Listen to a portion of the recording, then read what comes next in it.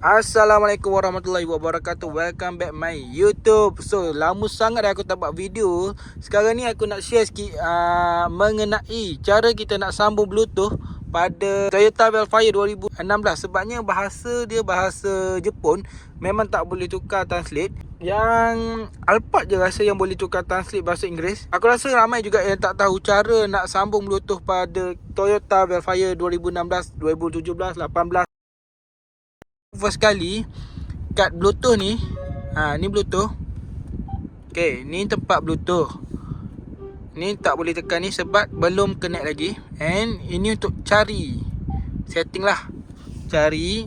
And then sekarang ni yang adanya iPhone je dengan nama ni untuk dua dah connect. Sekarang ni kita nak connect kepada telefon Honor. Ni Honor. Kita nak connect dia, senang je. Korang tekan kat sini. Yang ni, yang ni korang tekan pada ni. Dia tengah cari. Sudah, aku pun tak pandai ni.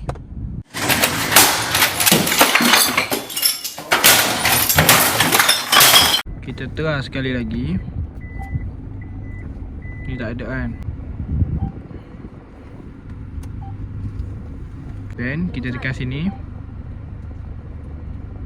Okay, tekan bawah ni. Sini. Lepas tu sini. Ni 8 134. Lepas tu ni kita tekan 8. Tukar 8.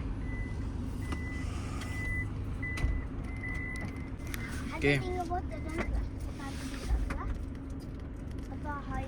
Alright, dah masuk dah. Lepas tu kita tekan sini. Tekan. Okay, dah masuk dah. So okay, ni ada 6. So kita tekan sini.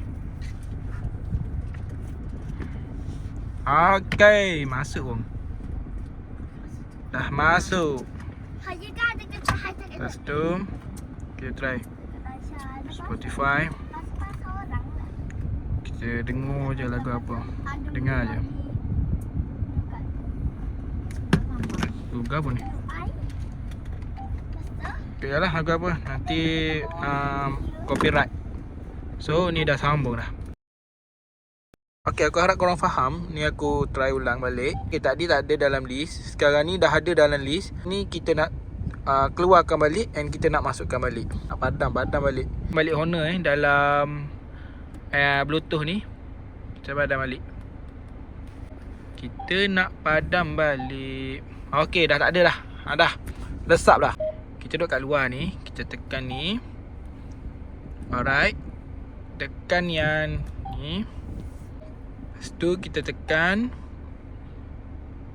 Alright. Lepas tu kita tekan yang bawah ni. Dan Bluetooth. Untuk Bluetooth ni korang boleh pilih untuk Bluetooth saja ataupun sekali dengan orang telefon. Muzik sajalah. Untuk lagu saja. Alright. Sekarang ni kat telefon ni korang tekan Bluetooth.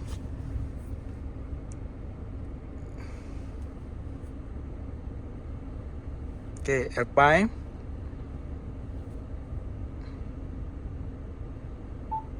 Alright. Ni kita tekan pair. Lepas tu ni kita tekan lah. Dia dalam proses. Alright, dah settle. Dah masuk dah. Nanti kita keluar balik. Okay, dah ada dah. Dah ada. Jadi kita tekan je ni untuk sambungan.